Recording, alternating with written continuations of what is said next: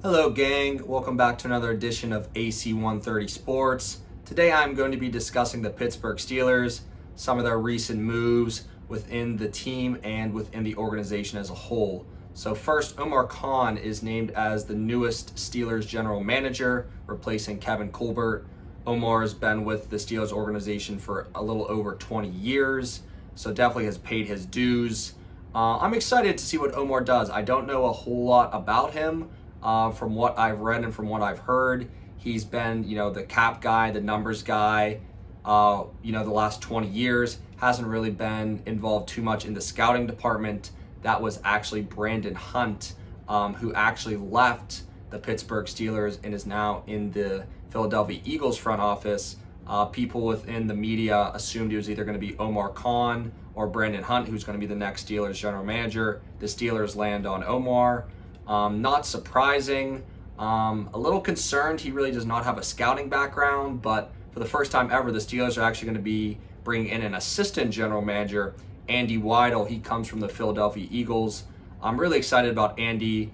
Has that scouting background, actually won Super Bowls with the Baltimore Ravens and Philadelphia Eagles, being in both of their front offices with the main emphasis on the scouting department. So I like that the Steelers kind of reached from outside the well, outside the organization with Andy Weidel. Hiring from within, and, promoting from within is, part of the Steelers' MO. So not a surprise that Omar Khan gets the GM position, but I think the addition of Andy Weidel is a good sign for the Pittsburgh Steelers and a good sign for their fans.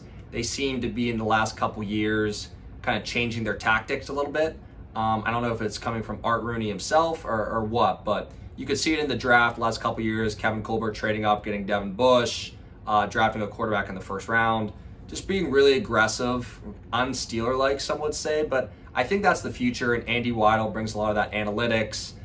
Comes from the Howie Roseman tree, which is, doing a lot of crazy things on draft day. So trading up to get Carson Wentz, accumulating picks, trading draft picks to get more draft picks, trading draft picks to trade up in the draft. So I'd like to see the Steelers do a little more of that, hopefully with the addition of Andy Weidel. That's the case. From my understanding right now, Andy Weidel is going to be taking on the kind of day-to-day scouting responsibilities.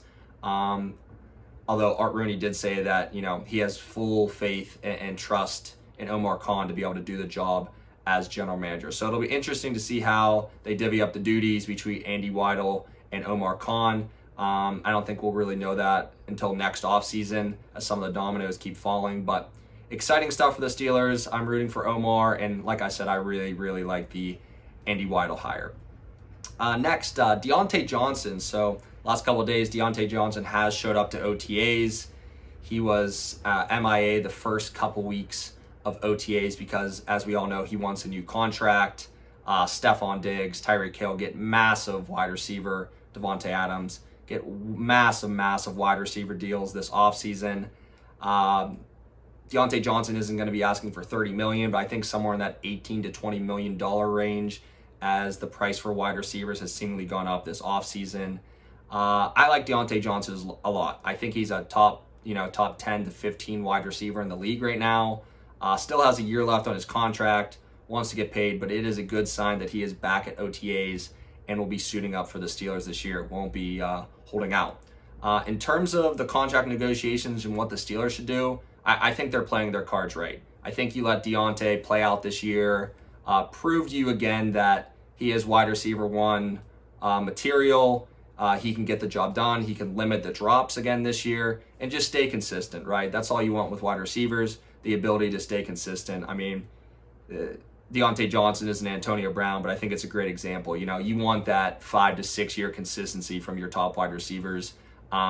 We've really only seen a year and a half of it from Diontae. 2 years ago has a great year, but leads the league in drops.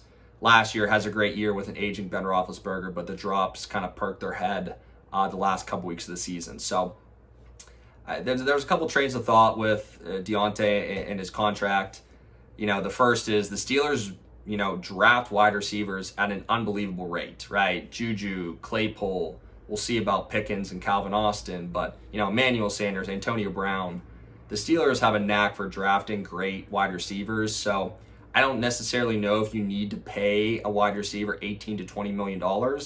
I don't necessarily love that trend where the NFL is going. I think it's hard to build your offense if you're paying a wide receiver and then have to pay a quarterback down the line. So your roster really becomes limited at that point.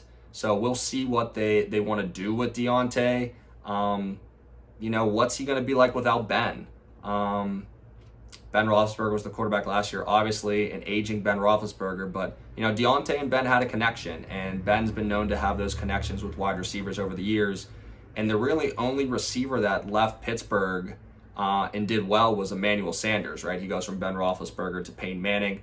Every other receiver that left Pittsburgh really didn't flourish at all. You really never heard from them again. So is it a Ben Roethlisberger trait or is it a wide receiver trait? So I think Diontae is immensely talented. He's a great route runner, gets in and out of routes. The hands are still a question mark, but we'll see how he does this year with either Mitch Trubisky or Kenny Pickett. So I think you want to see another year of Diontae being productive, being that wide receiver one before you even think about offering him a contract extension. So I think the Steelers are playing it right. One more year, Diontae, and then we'll have contract discussions next summer. And the last Steelers topic I want to bring up today is Stephon Tuitt announced today that he is retiring from the NFL, 29-year-old defensive end from Notre Dame. Stephon missed the entire last season dealing with the death of his brother and I believe also some injury concerns. I think going into this year, the Steelers were hopeful that he could return and play alongside Alulu and Hayward. Cam Hayward was on record actually a couple weeks ago saying that Tuitt's going to be back. He's been working out on his own. I don't know how true that was. I don't think Tuitt was ever in football shape and his mind was ever football ready. I think the loss of his brother really hit him hard. But I wish Stephon Tuitt nothing but the best. He recently just graduated from Notre Dame, got his degree. So, 29 years old, he's got his whole life ahead of him. I certainly wish him nothing but the best. With regards to the Steelers, though, as a whole, I think it's good that Stephon Tuitt has stepped away. There was too much waiting and hoping that he would return. It's just a lot on the players. I don't want to say it's a Le'Veon Bell situation, but just having to keep talking about a guy that's not in the building or really doesn't seem like he wants to be there is tough. I think it's great that you get that $10 million contract off the books, frees up some cap space for the Steelers again if they want to go make some moves. I wish Tuitt made this decision a couple weeks ago, even before the draft. I don't think the draft would have went any different per se, but I think free agency might have. Now the Steelers are probably looking, to add a veteran defensive lineman, right? As of now, you got Hayward and Alulu, who are kind of your mainstays, and then you don't know what you got in DeMarvin Leal. You really don't know what you got in Isaiah Loudermilk. Chris Wormley had a pretty good season last year. I think he's still more of a rotational piece, though. He's not a starter on a great defense. So, still need to add some D tackles. Montravius Adams stepped in last year and played well, but the Steelers probably need to add a few more defensive line pieces to really feel comfortable what they have going into this year. They got gashed against the run last year. It was really only Hayward with Alulu and Tuitt out. So we'll see what they do. Like I said, I wish Stephon Tuitt nothing but the best, but with Tuitt missing all of last year, and it was just time to cut him loose, right? Great player, when he was on the field, had injury concerns, outside of, just the fact of losing his brother. So who knows if he would have came back, what kind of football shape would he have been in? How long could he have actually stayed healthy? So I think it's good that they moved on from Stephon Tuitt, or I should say Stephon Tuitt has moved on from the Steelers in the NFL. Like I said, wish him nothing but the best, but I think this is best case scenario for the Steelers.